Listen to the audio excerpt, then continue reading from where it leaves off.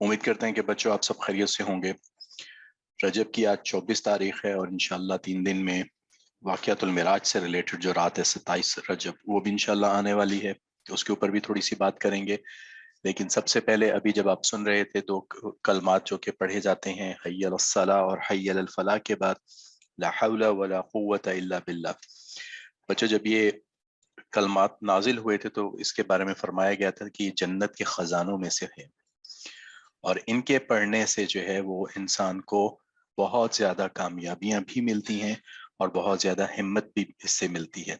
अगर हम इन कलमात के मानी के ऊपर गौर करें, ला हौला कि कोई चीज मुझे कमजोर नहीं कर सकती, कोई चीज मेरे ऊपर गालिब नहीं आ सकती, वला कुव्वता और ना ही मुझे कोई चीज कुव्वत दे सकती है इल्ला बिल्ला, यानी कि तमाम कुव्वतें और तमाम चीजें जो हैं वो अल्लाह के हाथ में हैं, यानी अल्लाह हर चीज के ऊपर कादिर है। तो बच्चों इसी के ऊपर आज का हमारा पूरा सेशन है कि अल्लाह की कुदरतें क्या हैं, अल्लाह के कादिर होने का मतलब क्या है।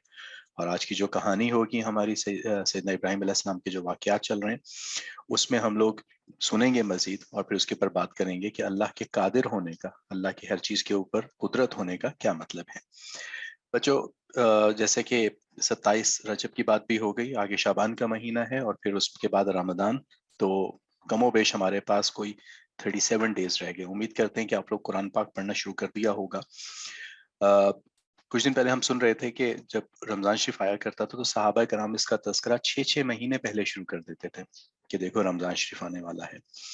और अल्लाह ने हम सबको ये तौफीक अता की कि हम भी रमजान की बात कर रहे हैं तो किसी हद तक हम उस सुन्नत में दाखिल हो गए कि जहाँ पे रमजान के तस्करे होते हैं, रमजान की बात होती है, रमजान की तैयारी का सिलसिला शुरू कर दिया जाता है।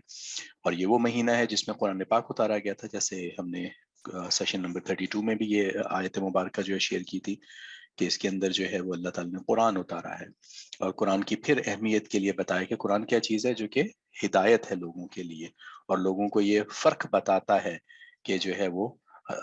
जो हक क्या है और बातिल क्या है, और इंसानों को हिदायत देता है और रोशन दलीलें लेके आता है जो कि बताता है कि जो है वो अल्लाह ताला की ज़ात क्या है। और यहीं से बच्चों एक और चीज़ भी आज हम आपसे डिस्कस करेंगे, ईमान बिल गैब के ऊपर। पहले हम जल्दी से देख लेते हैं कि माह रजब में पेश आने वाले वाकयात को दोहरा लेते हैं जो कि पिछले हफ्ते भी देखे थे।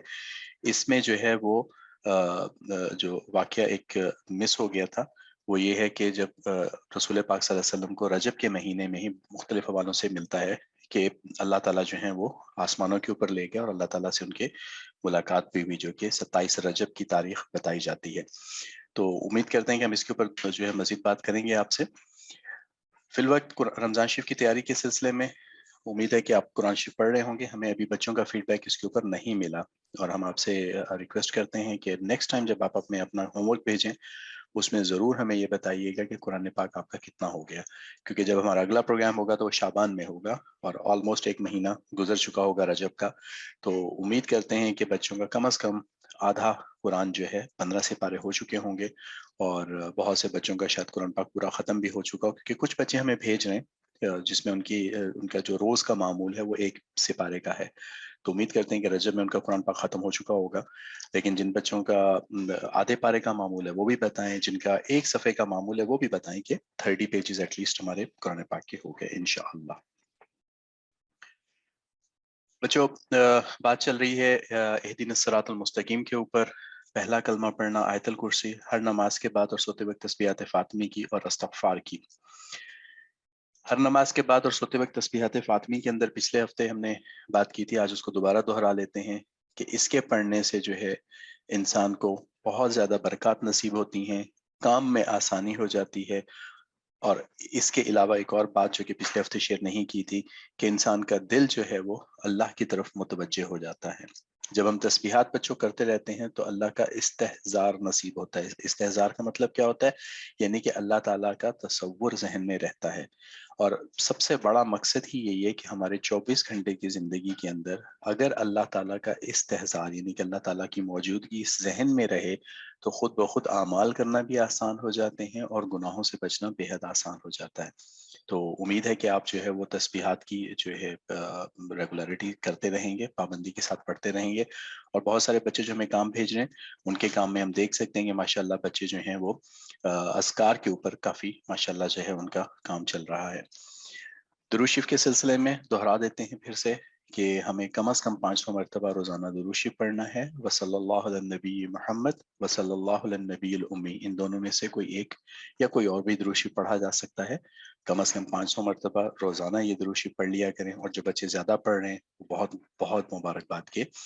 اہل ہیں، اور اللہ تعالیٰ ان کو مزید برکات دے. اور جو بچے نہیں پڑھ سکے، ابھی تک نہیں شروع کر سکے، ان سے بھی ہم درخواست کرتے ہیں کہ بچوں یہ بہت ہی مبارک عمل ہے، تو آپ لوگ اس کو شروع کر لیں. ہمارے کچھ دوستوں نے تو یہ بھی شروع کیا ہوا ہے کہ رات کو جو ہے وہ ایک واٹس ایپ گروپ بنایا ہوا ہے جس کے اندر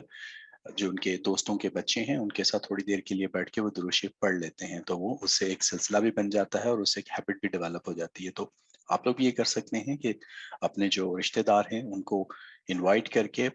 ایک چھوٹی سی واٹس ایپ کال کر کے اس کے اوپر درود شریف اکٹھے بھی پڑھا جا سکتا ہے. تو اس سے کیا ہوتا ہے کہ ایک دوسرے کو ترغیب دینے سے، ایک دوسرے کو بتانے سے عمل میں آسانی ہو جاتی ہے، اور عمل کے اندر جو ہے وہ مستقل مزاجی بھی آ جاتی ہے. اس کے ساتھ ساتھ جب بھی دن میں بچوں یاد آ جائیں، امید ہے کہ آپ دعا کر رہے ہوں گے کہ اللہ تعالیٰ ہمیں بہترین مسلمان بنا دے اور ہم سب کے سب اسلام کے اوپر پورے کے پورے آ جائیں. تو جتنے پارٹیسپینٹ ہیں وہ ابھی ایک دفعہ یہ دعا جو ہے وہ دل ہی دل میں پڑھ لیں تاکہ اس کے انوار و برکات ہم سب کو ابھی کے ابھی نصیب ہو جائیں، اور پھر اللہ سے دعا بھی کریں کہ روزانہ کے وقت یاد آ جائے اور ہم لوگ یہ دعا کیا کریں. اس کے بعد اچھی عادتوں کے اوپر بات ہو رہی تھی. اچھی عادتوں کے اندر جو ہے ہم نے پچھلے ہفتے سے ریویژن شروع کیا ہوا ہے کہ سلام جو ہے وہ ایک دعا ہے، اور جب سلام کرتے ہیں تو اس سے بہت زیادہ برکتیں آتی ہیں. ایک اور خصوصی چیز جو سلام کی ہمیں ملتی ہے، جب سلام کیا جاتا ہے بچوں، تو ایک دوسرے کے خلاف جو دلوں میں کدورت یا نفرت یا غصہ ہوتا ہے، ہو جاتا ہے غصہ کیونکہ انسان ہے ہم، کبھی کوئی چیز اچھی لگ گئی، کبھی کوئی چیز بری لگ گئی، لیکن جب ہم سلام کرتے رہتے ہیں تو اس کی برکت سے دلوں کے اندر سے یہ غصہ اور ایک دوسرے کے خلاف جو ہے وہ منفی جذبات جو ہیں اللہ تعالیٰ اس کو بھی ختم فرما دیتے ہیں، اور ایک طرح سے انسان کو سکون آ جاتا ہے. بچوں غصے کی وجہ سے یا دوسروں کی نفرت دلوں کے اندر ہونے کی وجہ سے شاید دوسرے کو تو نقصان نہیں پہنچتا، لیکن انسان کو خود کو سب سے زیادہ نقصان پہنچتا ہے. تو اللہ تعالیٰ جو ہے وہ ہمیں ان برائیوں سے، ان رذائل سے محفوظ رکھیں جس میں کسی کا فائدہ اور نقصان نہ ہو، لیکن اپنا انسان ضرور نقصان کر لیتا ہے. اور اس میں سب سے بہترین سولوشن یہی ہے کہ سلام کو عام کیا جائے. جیسے پچھلے ہفتے بھی بتایا تھا، جو سلام کو عام کرتے ہیں وہ جنت میں جانے والے لوگوں میں سے ہیں. جنت میں جانے والے جو کچھ اعمال ہیں جیسے کھانا کھلانا، اسی طرح سے سلام کرنا بھی جنت میں لے جانے والے اعمال میں سے ایک عمل ہے. اللہ تعالیٰ ہمیں اس کے اوپر عمل کرنے کی توفیق عطا فرمائے، آمین.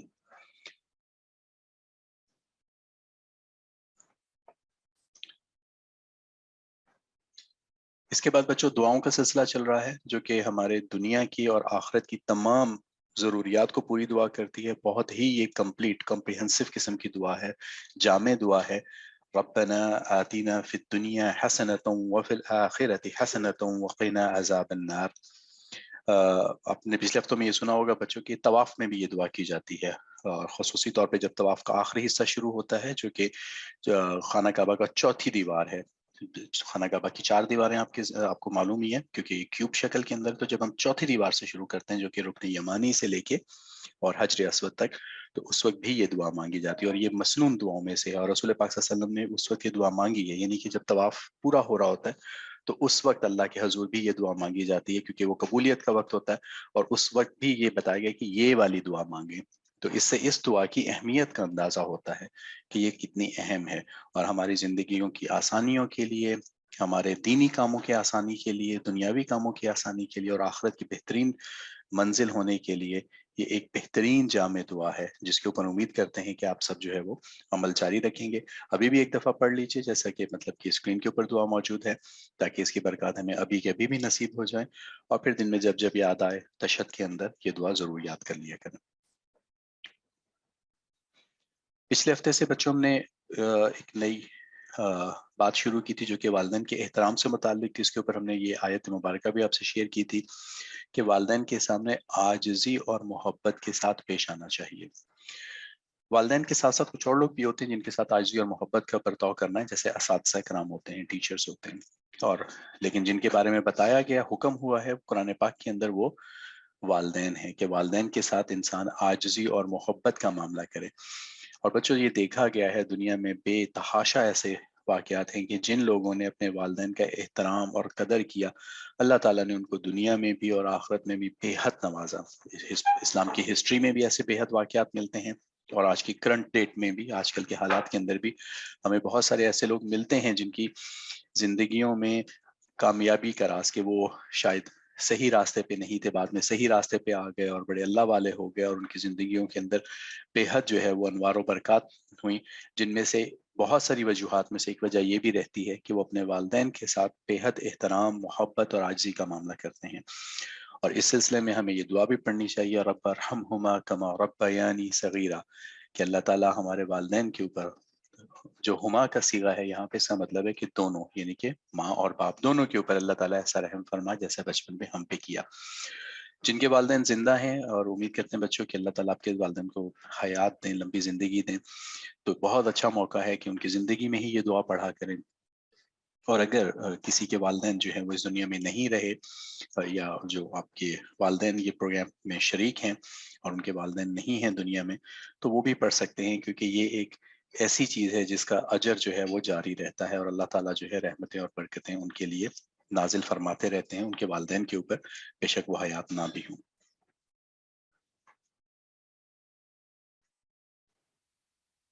بچوں کے اس دفعہ ہمیں خیال و افکار نہیں مل سکے، لہٰذا ہم اس کو پیش نہیں کریں گے، لیکن یہ ہے کہ ابھی ہم کہانی سنتے ہیں گوہر بھائی سے اور پھر واپس آتے ہیں اور پھر اس کے اوپر سبق سنتے ہیں جو کہ ہم نے سلائیڈ کے شروع میں بھی آپ سے ڈسکس کیے تھے، پھر مزید اس پہ بات ہوتی ہے. جی گوہر بھائی. ایک بار پھر السلام علیکم ورحمۃ اللہ وبرکاتہ. بچوں آج ہم آپ کو کہانی سنائیں گے حضرت ابراہیم علیہ السلام کی. حضرت ابراہیم علیہ السلام اللہ تعالیٰ کے دوست تھے، یعنی خلیل اللہ تھے. تو ایک مرتبہ حضرت ابراہیم علیہ السلام نے اللہ تعالیٰ سے سوال کیا کہ یا اللہ، جب لوگ سب مر کے زمین میں مٹی ہو جائیں گے، مر جائیں گے، تو قیامت والے دن میں دیکھنا چاہتا ہوں اپنی آنکھوں سے کہ آپ زندہ کس طرح کرتے ہیں لوگوں کو. جب لوگ مر چکے ہوتے ہیں، تو آپ زندہ کس طرح کرتے ہیں مرے ہوئے لوگوں کو؟ وہ تو مٹی میں مل چکے ہوتے ہیں، ہڈیاں بھی ختم ہو چکی ہوتی ہیں، تو آپ کس طرح زندہ کرتے ہیں؟ تو اللہ تعالیٰ نے حضرت ابراہیم علیہ السلام سے پوچھا کہ کیا آپ کو یقین نہیں ہے اس بات پہ؟ تو انہوں نے کہا یقین تو مجھے ہے، لیکن میں اس کی کیفیت دیکھنا چاہ رہا ہوں کہ آپ کس طریقے سے زندہ کرتے ہیں، تاکہ مجھے مزید اطمینان آ جائے اس کے اوپر، کہ مجھے پتہ لگ جائے کہ کس طریقے سے آپ زندہ کرتے ہیں. تو اللہ تعالیٰ نے کہا اچھا، پھر آپ ایسا کریں کہ آپ 4 پرندے لیں، اڑنے والے پرندے. تو حضرت ابراہیم علیہ السلام نے 4 پرندے لے لیے. انہوں نے کہا ان پرندوں کو آپ کھلائیں پلائیں اور اپنے سے خوب مانوس کر لیں کہ جب آپ ان کو بلائیں تو وہ آ جایا کریں اور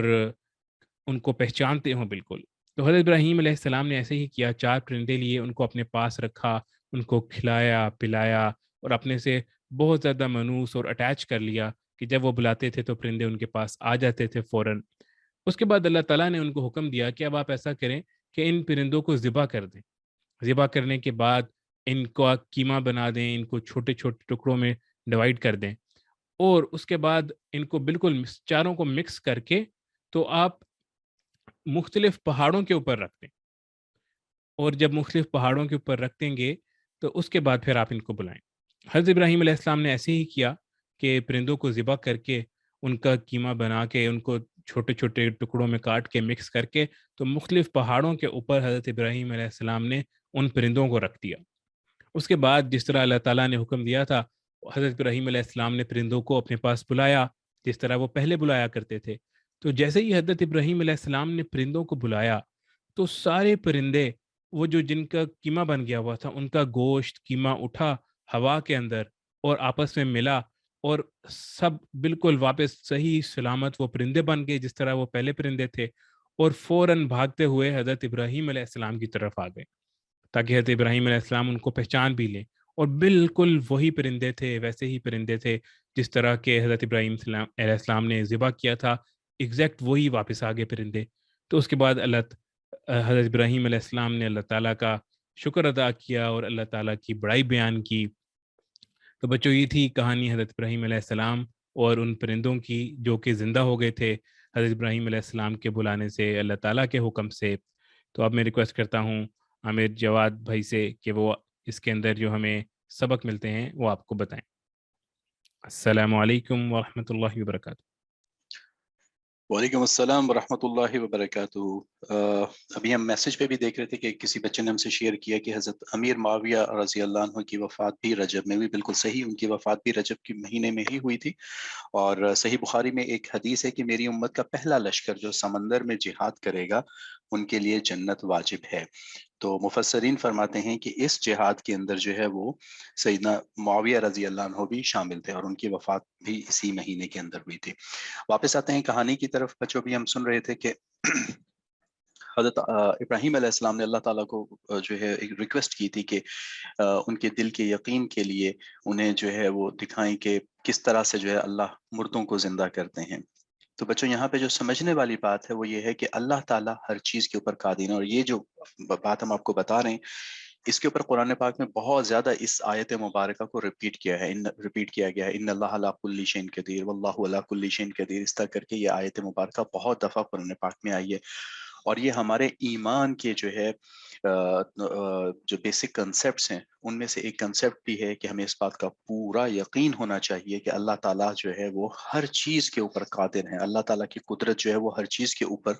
موجود ہے، اور اللہ تعالیٰ جو چاہیں کر سکتے ہیں۔ اب اس میں مختلف چیزیں جو ہیں وہ سمجھنے والی ہوتی ہیں، جیسے کہ اس کائنات کو بنانے والی اللہ کی ذات ہے، تو اللہ تعالیٰ اس بات پہ قادر تھے، قدرت رکھتے تھے کہ اس کائنات کو بنائے، اس کائنات کے اندر جتنی چیزیں ہیں ان سب کو اللہ تعالیٰ نے اپنی قدرت سے اور اپنے